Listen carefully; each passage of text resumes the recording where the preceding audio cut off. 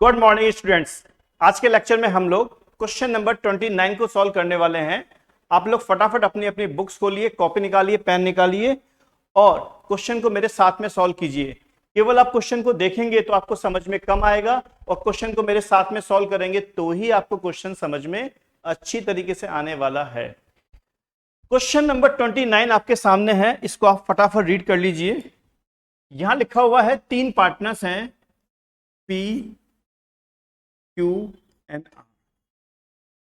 इनका जो profit sharing ratio है वो हमें गिवन है 2:1। ये हमें दे रखा है ओल्ड रेशियो, ये हमें दे रखा है ओल्ड प्रॉफिट शेयरिंग रेशियो।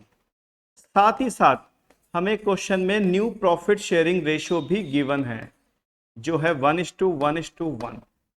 इसका मतलब ये हुआ कि इनका प्रॉफिट शेयरिंग रेशियो चेंज हो गया। पहले क्या था 2:2:1, अब कितना हो गया 1:1:1। और क्वेश्चन में लिखा हुआ भी है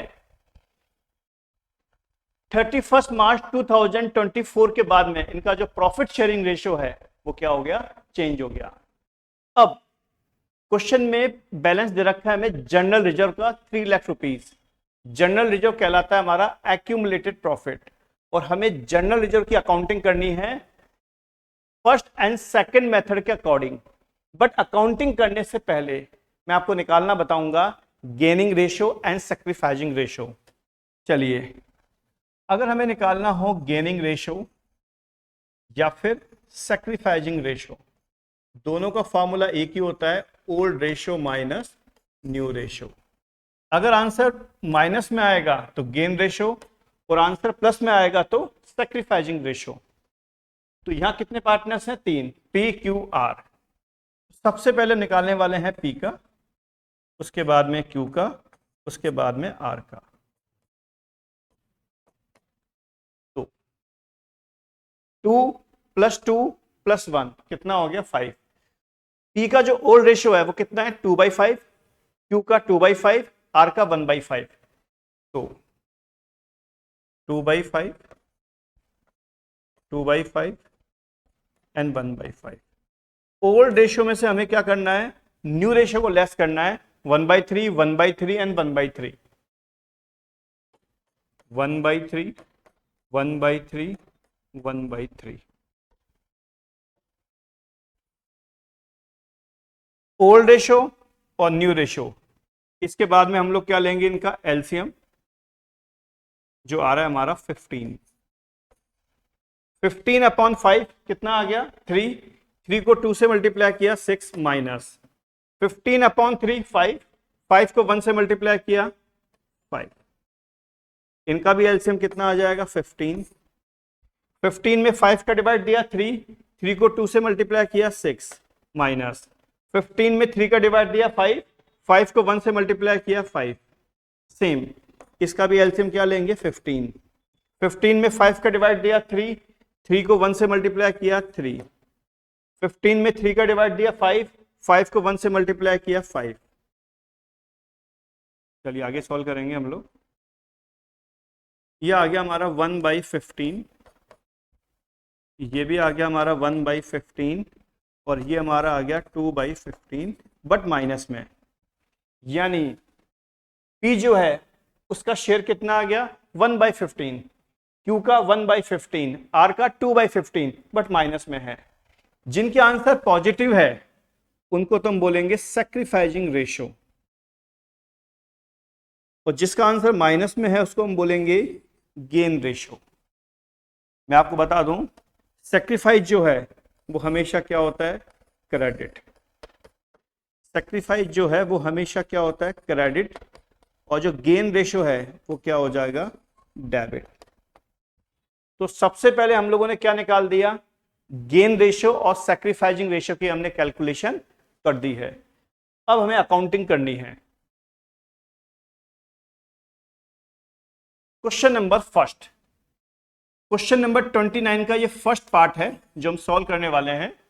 इसमें लिखा हुआ है हमें जनरल रिजर्व को कैपिटल अकाउंट में ट्रांसफर करना है। दैट मींस हमें जनरल रिजर्व को डिस्ट्रीब्यूट करना है। अगर हमें जनरल रिजर्व को डिस्ट्रीब्यूट करना हो तो फिर वो डिस्ट्रीब्यूट होगा हमेशा ओल्ड रेशो में, ना तो उसमें न्यू रेशो काम में आएगा, ना उसमें गेन रेशो काम में आएगा, ना ही उसमें सैक्रिफाइसिंग रेशो काम में आएगा, केवल काम में क्या आएगा, ओल्ड रेशो। इसकी एंट्री क्या बनेगी, general reserve account debit.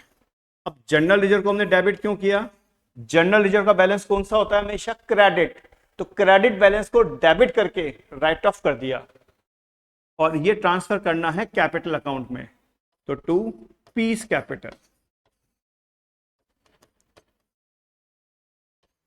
To Q's capital और टू आर्स कैपिटल।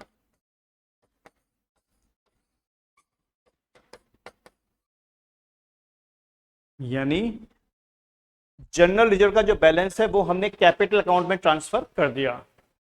क्वेश्चन में जनरल रिजर्व का बैलेंस कितना दे रखा है हमें, 3 लाख रुपीस।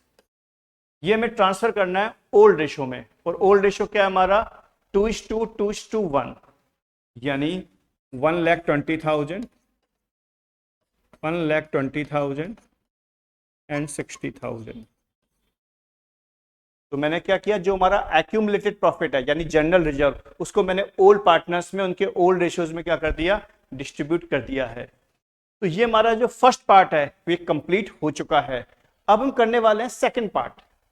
सेकंड पार्ट में लिखा हुआ है कि हमें जनरल रिजर्व को डिस्ट्रीब्यूट नहीं करना। अगर हमें जनरल रिजर्व को डिस्ट्रीब्यूट नहीं करना तो फिर एंटी में सैक्रिफाइसिंग रेशो और गेनिंग रेशो भी काम में आएंगे। देखिएगा कैसे।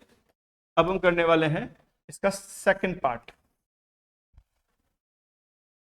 सेकंड पार्ट में पी क्या हो रहा है, क्रेडिट, क्यू क्या हो रहा है, क्रेडिट, और डेबिट क्या हो रहा है, आर। एंट्री बनेगी R's capital account debit to P's capital account